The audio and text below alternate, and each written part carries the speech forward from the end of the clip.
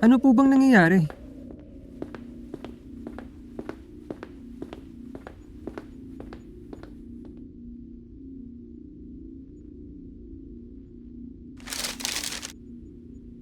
Bakit bigla pong nagkakaganito?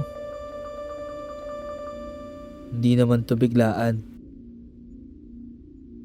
Sana pala may ginawa ko para mag-improve ang sistema natin.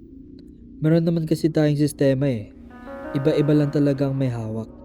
Kagaya ng FDA na ang hawak ang food labeling ng bawat products.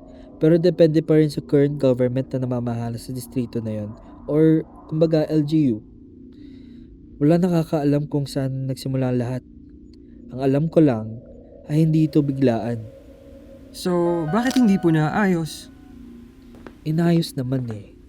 Kulang lang talaga. Kulang sa tao, kulang sa bantay, at kulang sa enforcement. Kaya minsan may nakakalusot. Ah? Lusot? E di yung mga dinabot ng sistema. Mga hindi registered, mga hindi natatrace. Kaya mas delikado sa consumers. Kapag di mo alam kung saan galing, hindi mo rin malalaman kung saan nagsimula ang problema.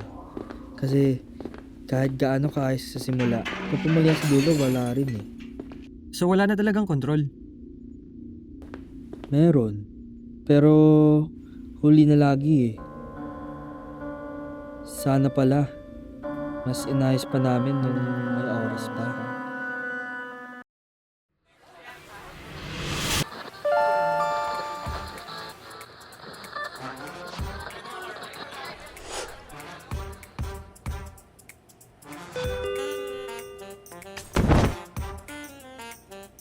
Sakto kang nahulog ah.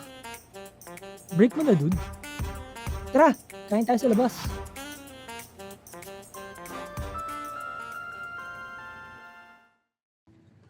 Tong tong tong